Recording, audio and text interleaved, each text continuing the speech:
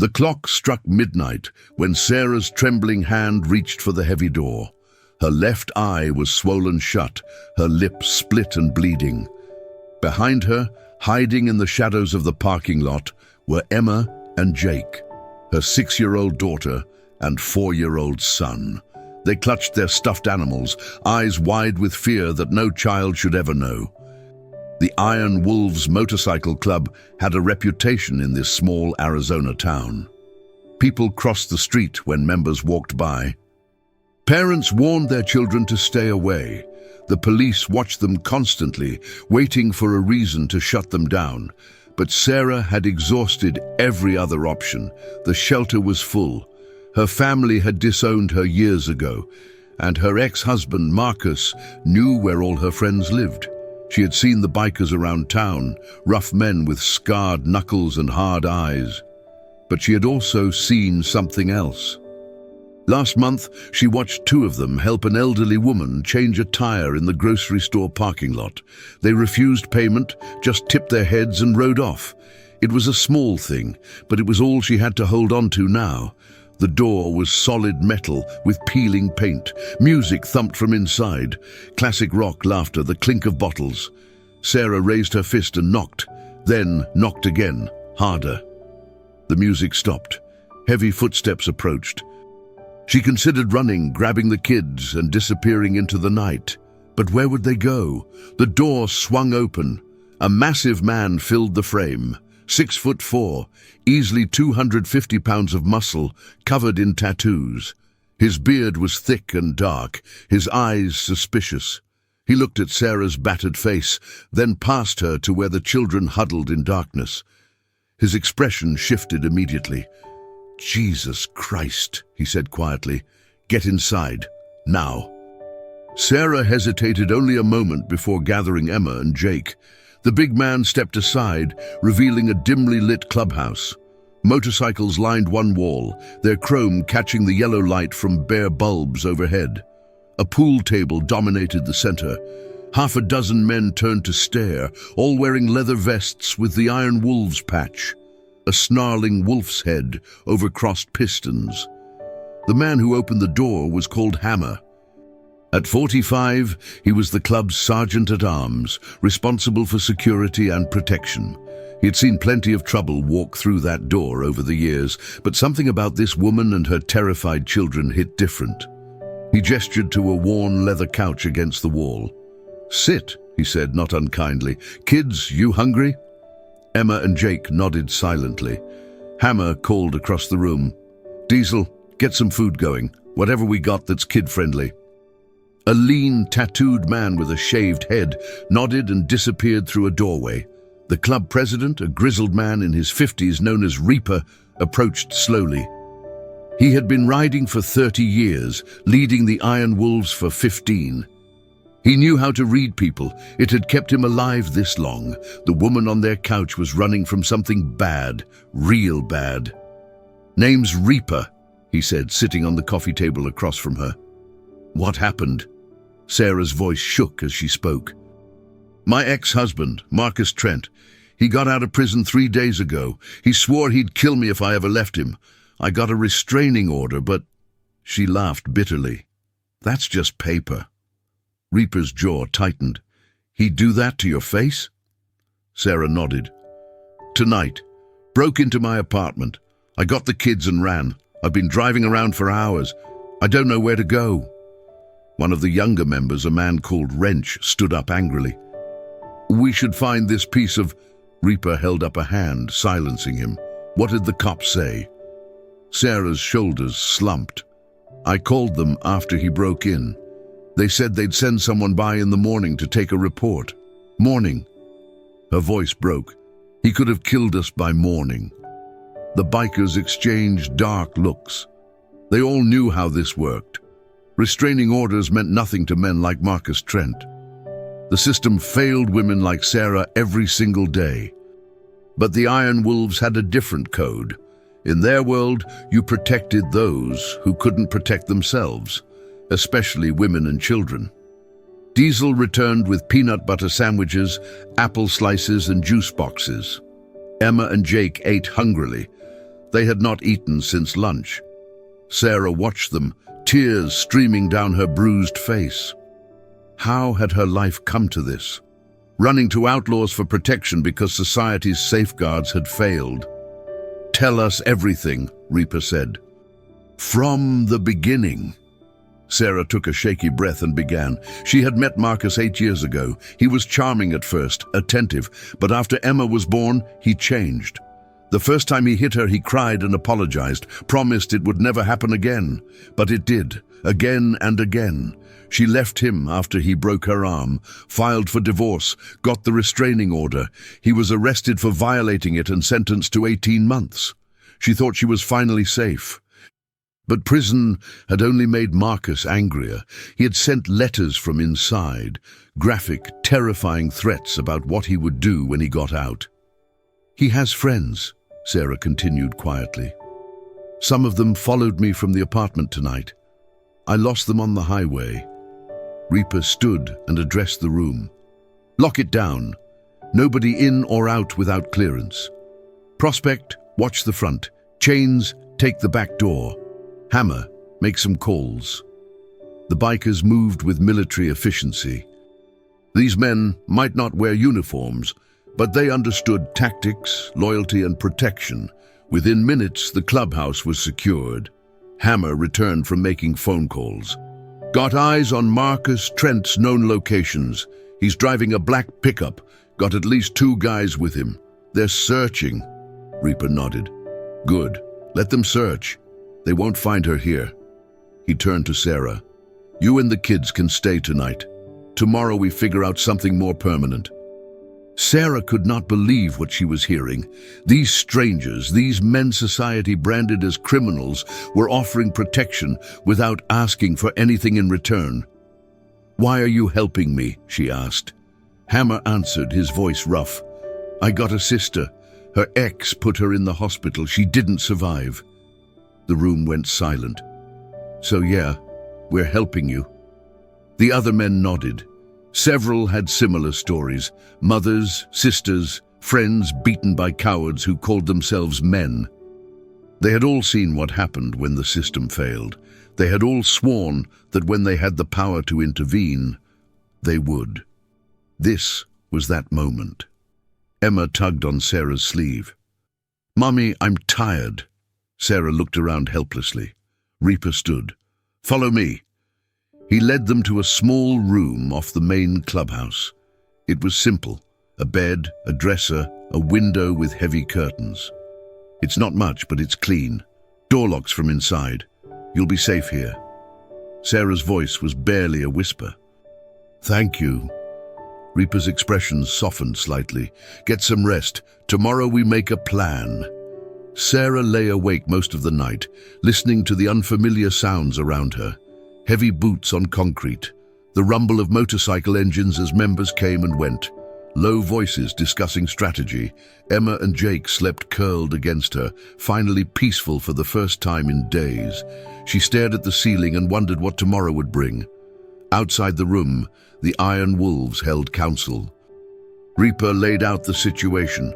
"Marcus Trent is a problem that needs solving. The legal way failed. The cops won't help. That leaves us." Hammer pulled up information on his phone. "Marcus has a record: assault, domestic violence, weapons charges. Did 8 months of his 18-month sentence. Got out early for good behavior." "Good behavior," Wrench spat. "System's a joke." Diesel leaned forward. "What's the play, boss? We can't just keep her here forever. Guy like that won't stop looking." Reaper stroked his beard thoughtfully. "No, he won't. But we can make him understand that continuing to look is a very bad idea for his health." The plan began to take shape. They would protect Sarah and the kids while simultaneously sending Marcus a message. The Iron Wolves had connections throughout the state, other clubs, allies in unexpected places. They would use those connections to make Marcus Trent's life extremely uncomfortable until he decided that Sarah was not worth the trouble. "What if he doesn't back down?" asked Chains, the club's youngest full member. Reaper's eyes went cold. "Then we escalate, but we do it smart. No cowboy stuff. We're not going to prison for this piece of garbage. We use pressure, leverage, fear, make him think twice. The meeting continued into the early hours. By the time the sun began to rise, the Iron Wolves had a comprehensive plan. They would protect Sarah, gather intelligence on Marcus, and prepare for multiple scenarios. Sarah woke to the smell of coffee and bacon. For a confused moment, she forgot where she was. Then Emma stirred beside her, and reality crashed back. She was in a biker clubhouse, hiding from her ex-husband, dependent on the protection of strangers. She carefully extracted herself from the bed and found the small bathroom attached to the room. Her reflection shocked her. The swelling around her eye had worsened overnight, turning deep purple. Her lip was crusted with dried blood. She looked like a domestic violence poster, which, she supposed, was exactly what she was. She splashed cold water on her face and tried to make herself presentable. When she emerged with the kids, the clubhouse had transformed. Morning light streamed through high windows. Several bikers sat around a large table eating breakfast. Diesel waved her over. "Morning, coffee's fresh. Got pancakes for the little ones." Emma and Jake climbed onto chairs, eyeing the large, tattooed men nervously. Hammer set down plates piled high with pancakes. "Eat up, kids. You're safe here." His gruff kindness seemed to reassure them. Soon they were eating eagerly, while the bikers made exaggerated jokes and funny faces to make them laugh. Sarah watched in amazement. These fearsome men were being incredibly gentle with her children. Reaper entered from outside, his face serious. He motioned for Sarah to follow him to a quiet corner. "We need to talk about next steps. You can't go back to your apartment. Marcus knows where it is. You got family, friends in another state." Sarah shook her head. "My parents disowned me when I married Marcus. They said I made my bed. No siblings. Friends are all local and scared of him." Reaper nodded. "Okay. Here's what we're going to do. We have a safe house about 2 hours from here. Small place, off the grid. You and the kids will stay there while we handle Marcus." "Handle him how?" Sarah asked nervously. Reaper's expression was unreadable. "Don't worry about that. Just know that we're going to make sure he understands that you're under our protection now, and nobody messes with the Iron Wolves." Sarah wanted to ask more questions, but something in Reaper's tone suggested this was not negotiable. She was trusting these men with her life and her children's lives. She had to believe they knew what they were doing. Within the hour, arrangements were made. A female member named Raven, one of the few women in the club, arrived to help Sarah pack the few belongings she had grabbed in her escape. Raven was in her 30s, lean and tough with intricate sleeve tattoos. She had survived her own abusive relationship years ago. "I know how you're feeling," Raven said as they folded clothes, "scared, helpless, angry at yourself for ending up here." Sarah nodded, tears threatening. "I should have left sooner. I should have protected my kids better." Raven gripped her shoulder. "Stop! You got them out. You're protecting them now. That's what matters." The safe house was a small cabin in the mountains, owned by a club member's family. It had 2 bedrooms, a well-stocked kitchen, and most importantly, no connection to Sarah's old life. Hammer would drive them there personally in an unmarked van. 2 other members would follow on bikes, ensuring they were not tracked. Before they left, Reaper pulled Sarah aside one last time. "Your phone. Marcus can track it. We're getting you a burner. Only a few of us will have the number. Don't contact anyone from your old life. Not friends, not work, nobody. You're off the grid until we say otherwise." Sarah nodded, handing over her phone. She was erasing her existence to save her children. It was the right choice, the only choice. The drive to the cabin took 3 hours along winding mountain roads. Emma and Jake fell asleep in the back, exhausted from the stress. Sarah watched the landscape change from desert scrub to pine forest. She was leaving everything behind. Her job as a waitress, her apartment, the small life she had built after leaving Marcus. But she was alive. Her children were alive. That was all that mattered. Hammer drove in comfortable silence. Finally he spoke. "You're probably wondering why we're doing this." Sarah turned to him. "The thought crossed my mind." He was quiet for a moment. "My sister, Lisa, she was like you. Married a guy who seemed great. Then he started hitting her. She left him, got a restraining order, did everything right. He killed her anyway. Shot her in a parking lot in broad daylight." Sarah's breath caught. "I'm so sorry." Hammer's hands tightened on the wheel. "I was deployed overseas when it happened. Marines. By the time I got back, he had already been tried and sentenced. I couldn't do anything. Ever since, when I see a situation like yours, I think of Lisa. I think maybe if someone had really stepped up, really protected her, she'd still be here." The weight of his words settled over them. Sarah understood now. This was not just about her. This was about every woman the system failed to protect, every Lisa who did not survive. The Iron Wolves were not heroes in the traditional sense, but they were filling a gap that society left wide open.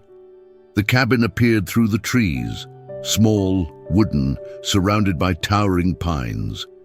It looked like something from a postcard. Hammer parked and helped carry their meager belongings inside. The interior was simple but comfortable. A wood stove in the corner, worn furniture, a kitchen with basics. It would do. "Pantry stocked," Hammer said. "Firewood's out back. There's a landline if you need emergency contact. The number's by the phone." After Hammer left with promises to check in daily, Sarah explored the cabin with Emma and Jake. The children were delighted. To them, this was an adventure. They did not fully understand the danger they had escaped. Sarah was grateful for their innocence. She made them lunch from the stocked pantry, then let them play outside in the clearing while she watched from the porch. For the first time in 72 hours, she allowed herself to breathe. The mountain air was crisp and clean. Birds sang in the trees. There was no sound of Marcus's truck, no sound of his fists pounding on a door, no screaming threats, just peace. It felt foreign and wonderful. That night, after tucking the children into bed, Sarah sat by the wood stove with a cup of tea. Her mind raced with questions. What were the bikers doing? How would they stop Marcus? What would happen after? Could she ever go back to her old life? The uncertainty was terrifying, but also strangely liberating. She'd spent years living in fear of Marcus's moods, walking on eggshells, trying to be perfect so he would not explode. Now, someone else was handling him. She was not alone anymore. Back in town, the Iron Wolves were executing their plan. They had located Marcus at a rundown motel on the edge of town. He was holed up with 2 friends, all 3 drinking and planning their search for Sarah. The bikers did not approach directly. Instead, they watched and waited, gathering information. Diesel had a contact in the parole office. Marcus was violating his parole by leaving the county and consorting with known criminals. One call to the right person could send him back to prison. But Reaper wanted more than that. He wanted Marcus to understand on a visceral level that Sarah was forever off limits. A return to prison was temporary. Fear was permanent.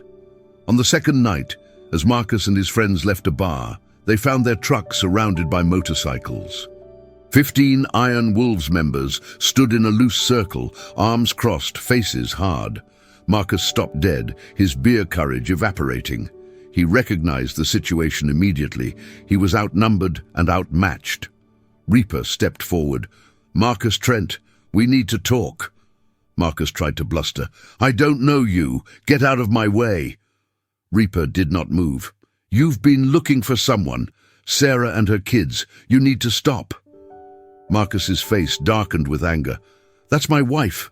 My business. Not yours." "Ex-wife," Hammer corrected. "And she's under our protection now. Which means you got a choice. Walk away and never contact her again, or face consequences." Marcus laughed, a harsh sound. "You threatening me? I ain't afraid of you." Reaper leaned in close. You should be, because we know everything about you. Where you sleep, where you eat, where your mama lives over on Sycamore Street. Marcus's eyes widened. They had done their homework. Reaper continued. We also know you're violating parole. One phone call and you're back inside. But that's the easy way. You want the hard way? We can do that too. Your choice. The threat hung in the air. Marcus's friends shifted nervously. They wanted no part of a war with the Iron Wolves. She's got a restraining order, one of Marcus's friends offered weakly. Maybe we should just... Marcus shoved him. Shut up! But the seed of doubt was planted. He looked at the circle of bikers, at their cold eyes and scarred knuckles. These men would not hesitate, and he was not ready to die over his ex-wife. Fine, he spat finally. She's not worth it anyway. Reaper shook his head. Not good enough. You're going to sign something. Chains stepped forward with a handwritten document. It was simple and direct. Marcus Trent agreed to never contact, approach, or threaten Sarah or her children again. Violation would result in immediate notification of parole officers and other consequences. It was not legally binding, but that was not the point. The point was creating a paper trail and a psychological barrier. Sign it, Reaper ordered. Marcus read it over, his jaw clenched. And if I don't? Hammer cracked his knuckles. Then we have a longer conversation, one you won't enjoy. Marcus grabbed the pen and scrawled his signature. His hand shook slightly. Whether from alcohol or fear, nobody could tell. He thrust the paper back at Chains. We done here? Reaper took the document and folded it carefully. Almost. One more thing. Tomorrow morning, you're getting on a bus to Nevada. Your parole transfers there. We've already arranged it. You got a job waiting at a construction site in Reno. You take that job, you stay in Nevada, you forget Sarah exists. You do that, we forget you exist. Marcus stared in disbelief. They had arranged his entire relocation overnight. The Iron Wolves had more reach than he imagined. And if I refuse... Reaper's smile did not reach his eyes. Then you wake up in a hospital. Or you don't wake up at all. Your choice.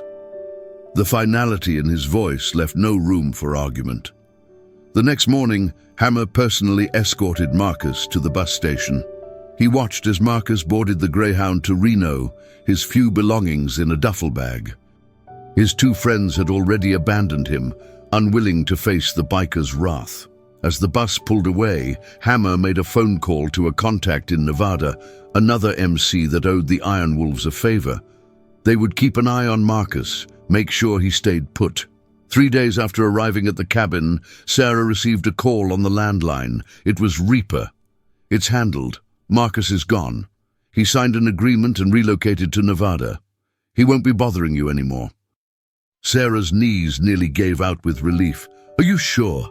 He's really gone. Reaper's voice was firm. We're sure, and we'll be monitoring the situation. If he even thinks about coming back, we'll know. Tears streamed down Sarah's face. I don't know how to thank you. You saved our lives. Reaper was quiet for a moment. Just take care of those kids. That's thanks enough. After hanging up, Sarah collapsed on the couch and sobbed. Not from fear this time, but from overwhelming relief. For the first time in 8 years, she was truly free of Marcus. The Iron Wolves helped Sarah start over. They connected her with a job at a diner in a town 50 miles away, far from her old life. They helped her find a small apartment. Raven became a friend and mentor, helping Sarah navigate her new independence. The children started school under slightly modified names, just as a precaution. Sarah learned that the bikers were not the criminals society painted them as. Many were veterans, working-class men who valued loyalty and family above all. They had their rough edges and their own code of justice, but they stood up when it mattered. They protected those who could not protect themselves. Months passed. Sarah thrived in her new life. The bruises faded, her confidence returned. Emma and Jake adjusted to their new school and made friends. On weekends, Sarah sometimes visited the clubhouse, bringing homemade cookies and gratitude. The bikers treated her like family, the tough, protective big brothers she never had. One evening, as she helped clean up after a club barbecue, Hammer approached her. "You doing okay?" Sarah smiled genuinely. "Better than okay. I'm happy, really happy." Hammer nodded, satisfied. "Good. That's what we wanted." Sarah touched his arm. "I heard about your sister, about Lisa. I'm sorry you lost her, but maybe helping me helped her memory somehow." Hammer's eyes glistened briefly. "Yeah, maybe it did." He cleared his throat gruffly. "You ever need anything, you call. That's what family does." The word hit Sarah hard. Family. She had thought she lost that when her parents turned their backs, when Marcus isolated her from friends. But she had found a new family in the most unexpected place. These rough, tattooed bikers had given her something she had not had in years: safety, dignity, and belonging.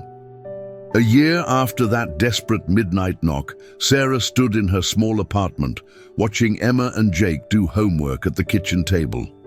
They were healthy, happy, thriving. She had a job she enjoyed, friends she trusted, and a future that did not include fear. Marcus had stayed in Nevada. The Iron Wolves network confirmed he had settled into his construction job and had not mentioned Sarah once. Sarah often thought about that night, how terrified she was. How certain she was that nobody would help, how wrong she had been. The bikers could have turned her away, could have told her to call the police and shut the door. Instead, they opened that door and their hearts. They risked themselves for strangers simply because it was the right thing to do. She pulled out her phone and sent a text to Raven. "Thank you for everything, always." The response came quickly. "That's what family does. Ride safe, sister." Sarah smiled. Sister. Yes, that felt right. She'd been reborn that midnight at the door of the Iron Wolves. The old Sarah, scared, beaten down, hopeless, had died. The new Sarah was stronger, braver, free. She would never forget the men who saved her when society failed, would never forget that sometimes heroes wear leather and ride motorcycles.